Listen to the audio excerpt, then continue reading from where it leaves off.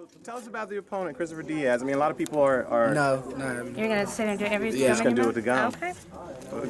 That's a champion in waiting. He's been media trained, though. That's a champion in waiting. See, they can multitask like that. So anyway, you're fighting Christopher Diaz. A lot of people are thinking that you might be biting off more than you can chew. Is this the right time to step up? I mean, a lot of people thought a lot of things. A lot of people said when I first came into the pro game that I ain't had no power and all that stuff, and now I'm showing them that I got power also. So I don't really care what a lot of people think. I'm ready to fight, and we're gonna see Saturday. Is that frustrating to hear people not give you the credit after you have performances when they doubt you about your power and then you knock somebody out? They gonna doubt me regardless. I feel like I've been doing what I've been supposed to do for the last 4 or 5 fights, and they've been still doubting me. I feel like I don't get the respect I deserve, so it is what it is. I think out of your last 5 fights, you 4-1 knockouts. It seemed like you just grown into grown man strength, man. The way you've been finishing your opponent.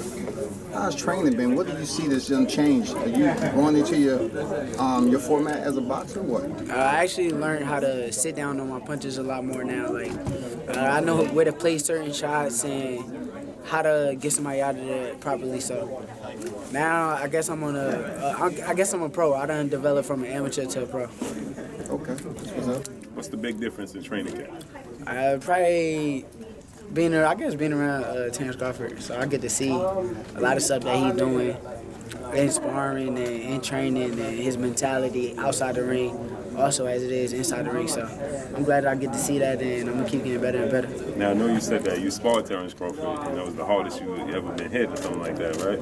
Nah, I said I sparred him when I was younger, and he beat me up. Learning lesson. Yeah, and I was younger though.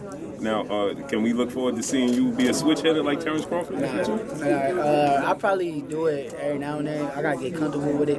I've done it in sparring before, but that's not something I'm gonna do when I get in the ring. So none of my opponents probably should expect it. Now, Bob Arum said that he was trying to hold you back from pushing for this fight. He said a lot of the matchmakers wasn't happy that to make this sort of a jump.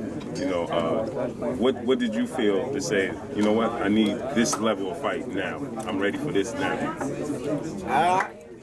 Ain't nothing that I really felt. It just, I did. I felt like I deserve a world title shot, and I know they gave Chris Diaz a title shot at 130, and I just feel like after my fight with him, I should get my title shot and get what I deserve.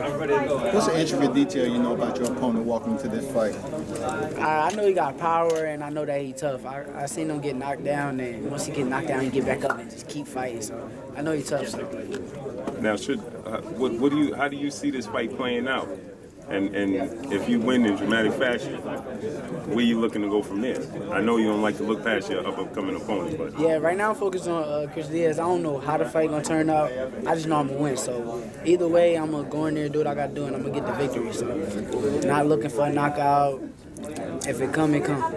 Now, I heard you say that you're possibly looking to move up in the future.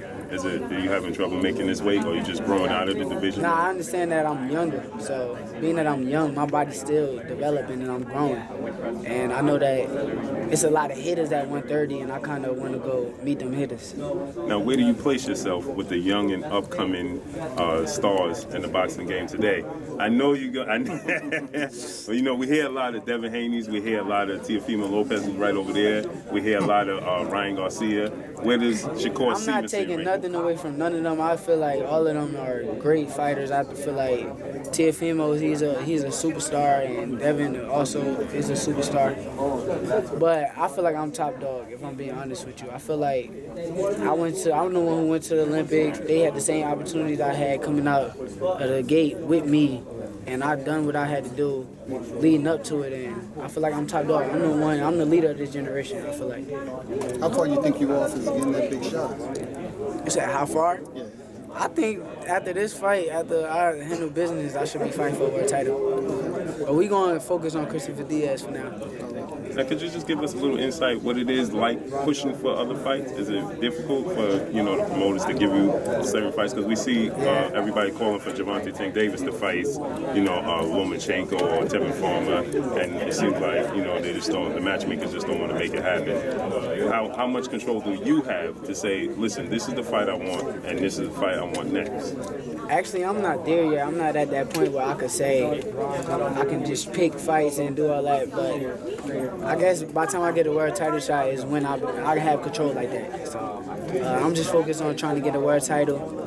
And after that, I want to move up to 130 and I want to meet some of the hitters, like I said. Now, what do you think about Devin Haney taking the control? He promotes himself and things of that nature. Is that something that Shakur Stevenson could see himself doing in the future? Yeah, maybe. Yeah, I just got to get to that point. But right now, I ain't really focused on Devin Haney. Devin Haney ain't in my head. I'm focused on Christopher Diaz. Anybody else have questions on this side? Do you compete with the other guys that are? I mean, obviously Terence is on the card, Teofimo's on the card. Are you like gonna try and outdo them in your performance? I mean, I'm a competitor, so I'm always trying to outdo somebody. Like whether I don't care what it is. If me and Terence close, either way, I want to outperform him. So it don't matter who it is. Did he give you any advice, or Andre Ward? Did he give you any advice, knowing that you're stepping up your competition now? Yeah, they always give me advice. I actually was talking to Dre last night, and he gave me some good advice. But I ain't gonna reveal it. Y'all just gonna see it. They have something to do with the fight? How does it feel competing? How does it feel competing on this card with a fighter that's on the least status as Terence Crawford? You know what I'm saying? Also, you in the same training camp as him. How does that feel? It feel good, but I'm kind of ready to make my own card. I'm ready for main events myself. I'm ready to go to Newark and put me as a main event in Newark and let me see what I can do also. So it feel good being around Terence, and I love the energy I get from Terence, but I'm kind of ready to blossom. Now we know you look at Terence Crawford as Let's share You a said little bit. you're still growing, obviously, you're still young. What weight do you think you'll end up at? How high can you go? I ain't sure. I just know I probably got a few more fights at 26 and I want to be at 30. You think that's where you'll sort of campaign for most of your career, or can you go beyond that? Yeah, I kind of want to go beyond that. I kind of want to be pound for pound, so I want to go from 30, 35, 40. Everything Floyd did, I kind of want to take that from him. now we know you look at Terence Crawford like a brother. One of the top 3 fights in the sport of boxing everybody want to see. Terence Crawford, Errol Spence. You ain't got to ask me about that because I ain't going to give nobody the answer that they want to hear because Errol Spence is my big brother too, and I got a lot of love for Errol and Terence, so I'm going to watch it as a fan. I'm going to be a fan when I watch. We'll do 2 more. You're already ranked in a couple of governing bodies, just 10 fights into your career. Where does a win over Christopher Diaz, who's already got a title shot at 130, put you? Where do you put yourself in that 126, overall picture, not just with the champion, but just about with anybody in the division? I'm not sure what the ranking is. I think I seen number 3 on one of them. So if I'm number 3 on one of them, I feel like after I fight Christopher Diaz, give me my world title shot. You feel like that's a world title shot? I think it's time for me to get my world title shot. I feel Oscar Valdez and Josh Warrington got them belts. I come beat both of them. Them the easiest fight to make. So. Now, Jim, we saw Before you walked in, your opponent said that you like to hit guys when they're down, you like to hit women. He's taking this fight very personally. He's pissed off and thinking about you for 3 months. You made a mistake, facing a grown man. What you got to say about all of that? It's work time. It's work time. Let's ask you about It's we showtime. saw Carissa was in camp with you. What did you think of her last performance? I thought that was a beautiful performance by Carissa, and she just started to show off. Now me and Terence got to finish it. Appreciate Can I you, just Jim. ask one about Josh Warrington? You mentioned him there. Is he someone you got your eye on? What do you think of him? How much have you seen of him? I think Josh Warrington is a great fighter, if I'm being honest with you. He a sleeper. People sleep on him. Yeah. Like, if you look at him, he got 5 or 6 knockouts with 20-something wins, so people sleep on him, but I think he's an excellent fighter. But I feel like I could be it. All right, thank you.